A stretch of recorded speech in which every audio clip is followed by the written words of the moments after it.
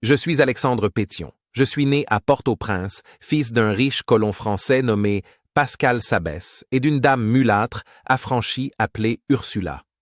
En 1788, j'ai été envoyé en France pour étudier à l'Académie militaire de Paris. J'ai adopté le pseudonyme de Pétion, en l'honneur de Pétion de Villeneuve, qui était membre de la Convention et de la Société des Amis des Noirs. De retour dans mon île natale, j'ai participé, entre 1798 et 1799, à la campagne d'expulsion des Britanniques et des Espagnols.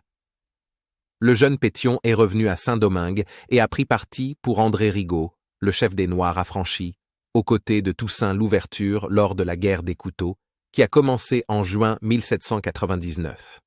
À partir de novembre, notre faction mulâtre s'est retrouvée acculée dans le stratégique port de Jacmel, sur la côte sud. J'ai dirigé la défense, tandis que Jean-Jacques Dessalines menait l'assaut.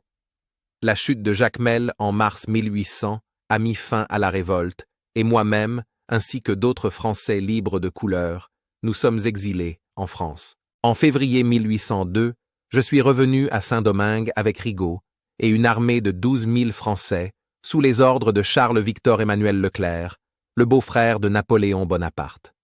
Après la trahison envers Toussaint perpétrée par la France, je me suis rallié aux forces nationalistes le 13 octobre 1802 en occupant Haut-du-Cap, et suite à la conférence secrète d'Arcaillette, j'ai apporté mon soutien à Dessalines. Le général Clervaux a été mon principal soutien à ce moment-là. L'expédition française a été battue le 18 novembre 1803 à Vertières, et Saint-Domingue est devenue une république le 1er janvier 1804. Le 2 septembre 1804, les chefs de l'armée ont désigné Dessalines comme gouverneur général à vie, et il s'est proclamé empereur le 6 octobre 1804. J'ai été l'idéologue derrière l'assassinat de Dessalines en octobre 1806. Puis j'ai plaidé en faveur de la démocratie libérale contre les intentions d'Henri Christophe. Ce dernier, élu président, a rompu avec le Sénat contrôlé par moi-même, et Haïti s'est divisé en 2 États. Le Sénat n'a pas reconnu Christophe comme président et m'a élu président de la République le 27 janvier 1807. Ensuite, une guerre a éclaté jusqu'en 1810, au cours de laquelle Christophe a contrôlé le Nord, le fief traditionnel des factions noires radicales, tandis que je gouvernais dans le Sud. Connaissant l'aspiration des paysans à devenir propriétaires, j'ai décidé de répartir les plantations entre les anciens colons et le peuple. Cette action a été très populaire, et le peuple m'a surnommé Papa Bon Quai, c'est-à-dire Papa au bon cœur. Cependant, l'économie haïtienne, basée sur l'exportation du sucre et du café, est passée à l'autarcie et est devenue une agriculture de subsistance. Après avoir vaincu les armées de l'Angleterre, de l'Espagne et de la France, j'ai offert asile à Manuel Dorrego en 1815 et j'ai établi des contacts avec Simon Bolivar, qui était réfugié en Jamaïque, déprimé et au bord du suicide.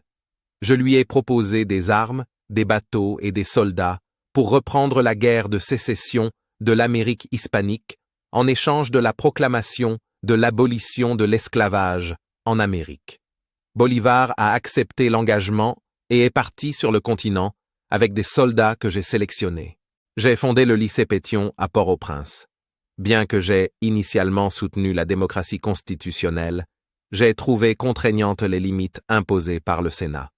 En 1816, je me suis proclamé président à vie et j'ai élaboré une constitution modèle pour la République haïtienne, jetant les bases de la reconnaissance et de l'indépendance d'Haïti. Cependant, en 1818, les conspirations constantes m'ont poussé à dissoudre le Sénat et à gouverner en tant que dictateur. Finalement, je suis décédé de la fièvre jaune en 1818 et j'ai été remplacé par mon protégé Jean-Pierre Boyer.